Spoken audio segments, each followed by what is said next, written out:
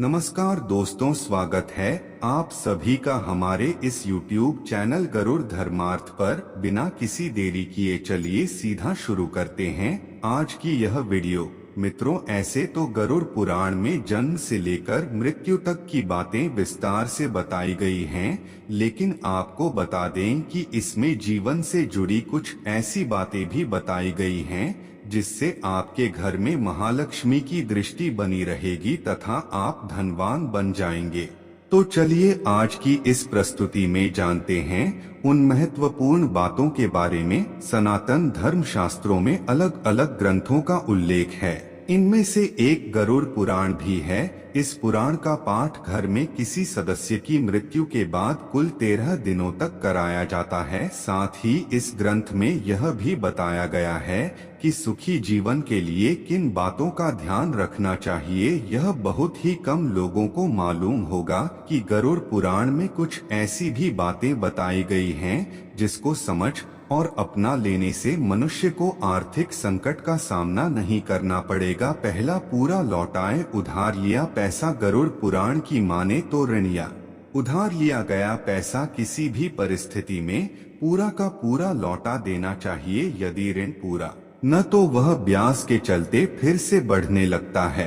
अगर किसी इंसान से ऋण लिया जाए और पूरा न चुकाया जाए तो इससे रिश्तों में दरार पड़ने लगती है।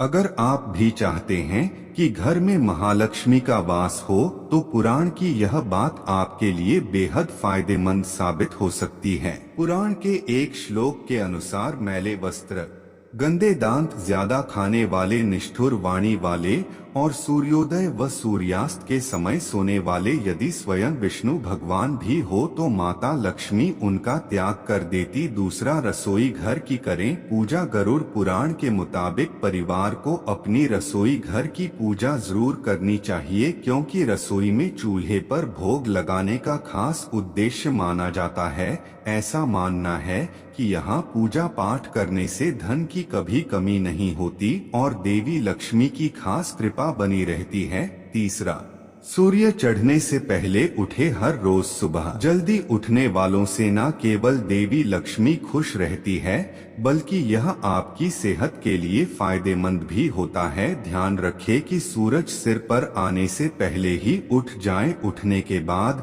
सबसे पहले परमात्मा का नाम ले और धरती माता को प्रणाम करें। इसके बाद घर के बड़ों का आशीर्वाद लेकर अपने दिन की शुरुआत करें। चौथा, गंदे कपड़े पहनना। इस पुराण में उल्लेख है कि जो इंसान साफ सफाई में नहीं रहता यानी गंदे कपड़े पहनता है तो उससे माता लक्ष्मी रुष्ट हो जाती है। वहीं अगर जीवन संतुलन की दृष्टि से देखा जाए तो यदि आप साफ सुथरे रहेंगे तो लोग आपसे मिलने जुलने में संकोच नहीं करेंगे। चाहे व्यापार हो या फिर नौकरी, साफ सफाई देखकर हर कोई खुश होता है। 5, कुलदेवता की पूजा। गरुड़ पुराण में कुलदेवता की पूजा को लाभकारी माना गया है। कुलदेवता की अर्चना आराधना खास अवसर पर करना काफी जरूरी होता है। जिस घर में कुलदेवता की पूजा की जाती है वहाँ की 7 पीढ़ियां खुशहाल जीवन बिता सकती है। छठा, कठोर वाणी। इसमें यह भी बताया गया है कि चाहे कोई उम्र में छोटा हो या बड़ा, दोस्त हो या दुश्मन, कभी भी किसी से ऊंची आवाज, अपशब्द या अभद्र भाषा में बात नहीं करनी चाहिए। जो लोग हमेशा लोगों से प्यार व अच्छे से बात करते हैं उनसे देवी लक्ष्मी हमेशा प्रसन्न रहती है। 7वां, अधिक भोजन करना। गरुड़ पुराण के अनुसार ज्यादा खाने वाले लोगों के पास माता लक्ष्मी नहीं ठहरती। इसके साथ ही ये लोग अपनी सेहत के साथ भी खिलवाड़ करते हैं और इससे उनका काम में मन भी नहीं लगता। ऐसे में हमेशा कम खाए। इसी के साथ आपको ये भी बता दे कि यदि आप कर्ज लेते हैं तो उससे दूर कैसे हो। पहला, आपको सोमवार के दिन बरगद यानी वट के पेड़ पर चल होगा। इसके लिए 1 लोटा जल ले, उसमें 1 चुटकी पिसा हुआ चावल और हल्दी डाल दे। इसके बाद वट वृक्ष की जड़ में जल चढ़ाते हुए उनसे अपने कर्जे से मुक्ति की बात कह दे। ऐसा आपको 5 सोमवार तक करना है।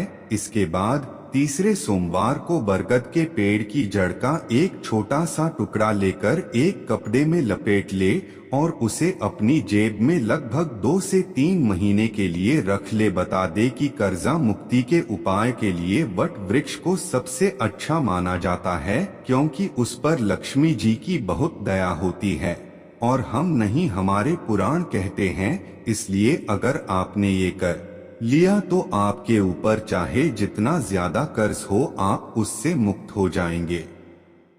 दूसरा, सबसे पहले आपको एक नारियल लेना होगा और उसमें स्वास्तिक बनाना होगा। इसके लिए चमेली के तेल में सिंदूर मिला ले और फिर उससे स्वास्तिक बनाए। इसके बाद उसमें भोग के लिए कुछ मीठा रख ले और फिर उस नारियल को मंगलवार के दिन हनुमान जी पर चढ़ाए। अगर आप 4-5 मंगलवार ऐसा कर लेते हैं तो आपको इसका लाभ जरूर मिलेगा। इतना ही नहीं, तीसरे मंगल से ही आपको इसका असर दिखना भी शुरू हो जाएगा। लेकिन याद रहे, ये उपाय पूरी पवित्रता और श्रद्धा के साथ ही किया जाए। तीसरा, अगर आपने हमारा बताया ये तीसरा उपाय कर लिया तो आपका कर्ज ऐसे गायब हो जाएगा जैसे भूत हनुमान जी को देखकर गायब हो जाते हैं। इसके लिए आपको अपनी हाइट यानी कि लंबाई के बराबर एक काला धागा लेना होगा और उसे नारियल में लपेट देना है। इसके बाद उस नारियल पर रोली,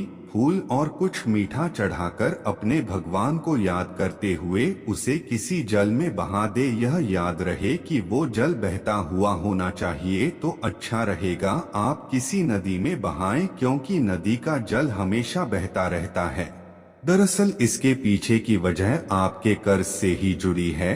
वो नारियल बहता हुआ जितनी दूर जाएगा, आपका कर्जा भी आपसे उतनी ही दूर हो जाएगा। तो ये उपाय जरूर करें और इसके लाभ के बारे में हमें जरूर बताएं।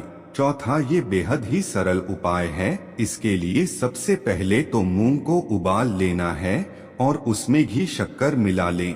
हर बुधवार के देने से गाय को खिलाएं। गाय माता आपकी सारी परेशानियों को दूर कर देगी।